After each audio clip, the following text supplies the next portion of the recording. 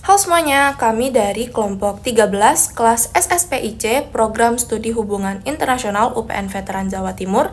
Perkenalkan, nama saya Rani Abdurrahman dengan NPM 25044010016. Pada video ini kami akan menganalisis rencana pembangunan Provinsi Nusa Tenggara Timur ditinjau dari dokumen RPD tahun 2024-2026 dan RPJPD tahun 2005 sampai 2025 serta kaitannya dengan sistem sosial dan sistem politik Indonesia.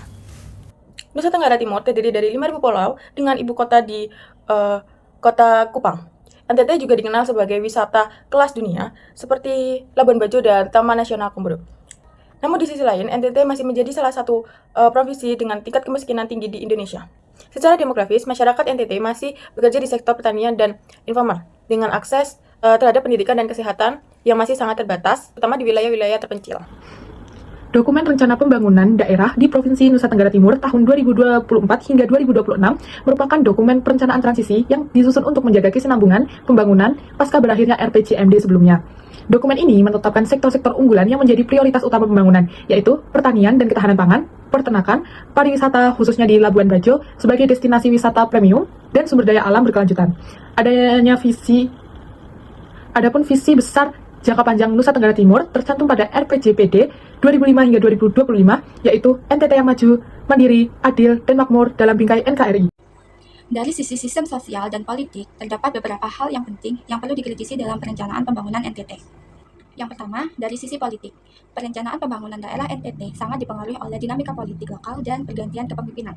Dokumen RPD tahun 2024 sampai 2026 sendiri lahir sebagai respon transisi politik pasca pilkada tahun 2024, yang artinya perencanaan pembangunan bersifat jangka pendek dan rentan terhadap kepentingan politik sesaat.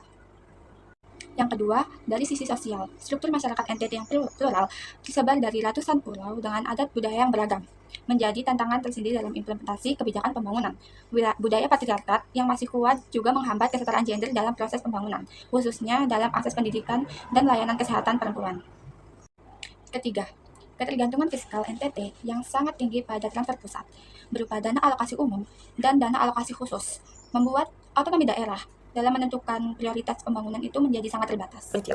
Tantangan pembangunan di NTT ada 3 dimensi yang saling berkaitan. Yang pertama, tantangan sosial. Rendahnya kualitas sumber daya manusia akibat keterbatasan akses pendidikan dan layanan kesehatan.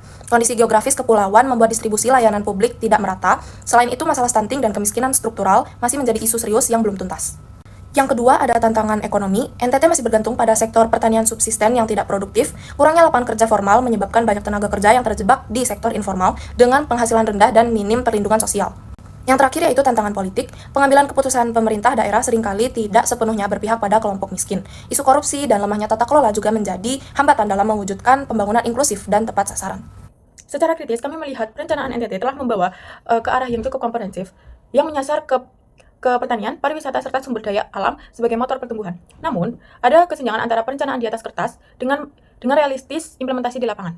Investasi besar di Labuan Bajo sebagai destinasi wisata premium perlu adanya kritisi, seperti apakah manfaat ekonominya benar-benar dirasakan oleh masyarakat lokal atau justru malah menguntungkan investor dari luar. Dibutuhkan sinergi antara pemerintah pusat dan daerah, pelibatan masyarakat lokal yang bermakna, serta tata kelola yang bersih agar rencana pembangunan NTT itu benar-benar berdampak bagi seluruh lapisan masyarakat. Kesimpulannya, Provinsi Nusa Tenggara Timur memiliki potensi besar menghadapi tantangan yang kompleks dalam pembangunannya, baik sisi sosial, ekonomi, maupun politik.